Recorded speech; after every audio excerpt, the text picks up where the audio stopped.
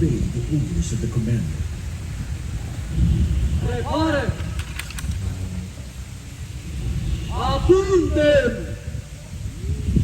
Fuego!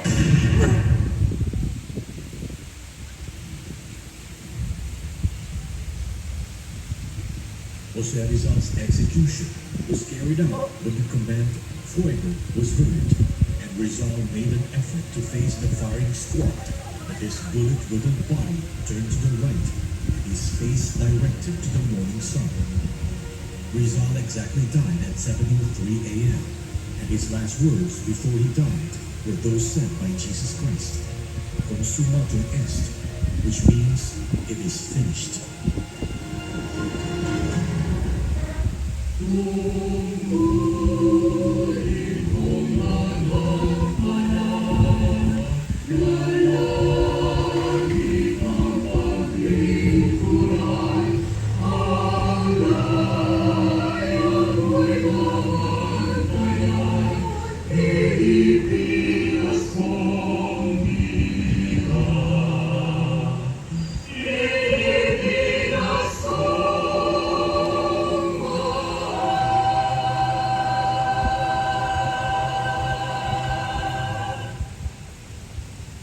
Kapatid!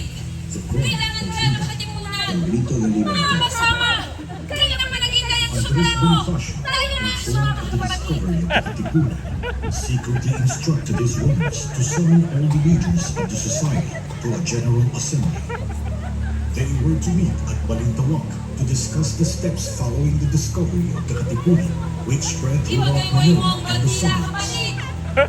That same night, August 19, 1896, Bonifacio, accompanied by his brother Procopio, Emilio Jacinto, Teodoro Plata, and Aguedo de Rosario, slipped through the cordon of Spanish sentries and reached Balintawak before midnight. Pio Valenzuela followed them the next day.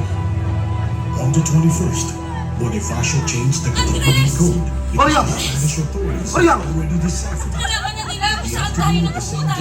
Kailangan na natin umalis dito! Oriang, huwag kang mag-alala. Lalaban tayo. Apolonio Samson, a Katipunan, gave them food and shelter.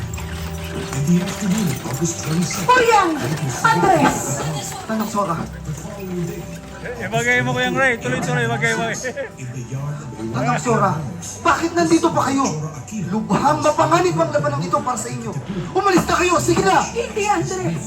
Maikli na lamang natitirang panahon sa aking buhay. Hindi ko na kayang umawak ng armas. Ngunit gagawin ko ang lahat para maging malaya lang ang ating bayan. Andres! Pag-init kayo. bring out your cetadels and tear them to pieces to symbolize our determination to take up arms. The men obediently tore up their cetadels, shouting, "Long live the Philippines!" This event marked the so-called Pride of Balintawak, which actually happened in Bukatlao. Katipunan! Magsitayo kayong lahat. Magsitayo tayong lahat! Makinig kayo at mahalaga ang mga sasabihin ko. Napakarami na ang naging biktima ng mga Espanyol at mas marami pa ang mamamatay kapag hindi natin pinigilan ang kanilang pang-aapi.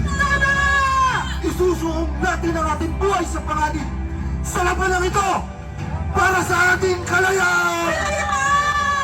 Walang pipi at bulan sa isang bayang nagsusuligaw at naghahanap ng liwanag ng kinabukasan.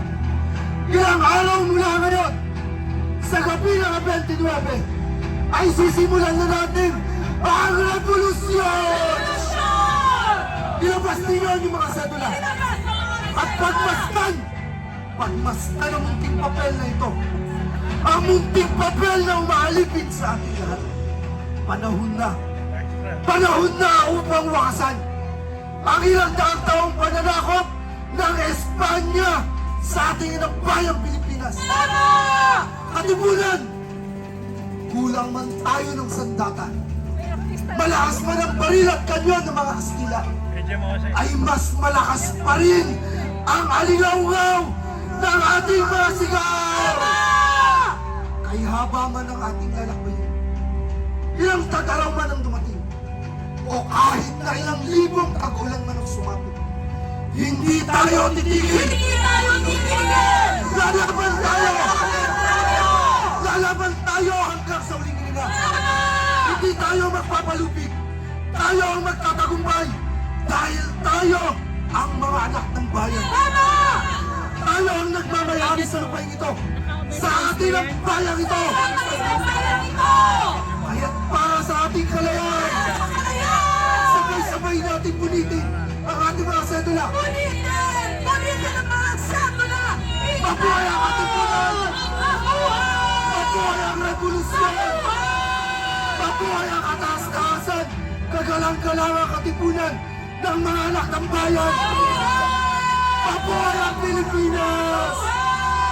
Kalayaan!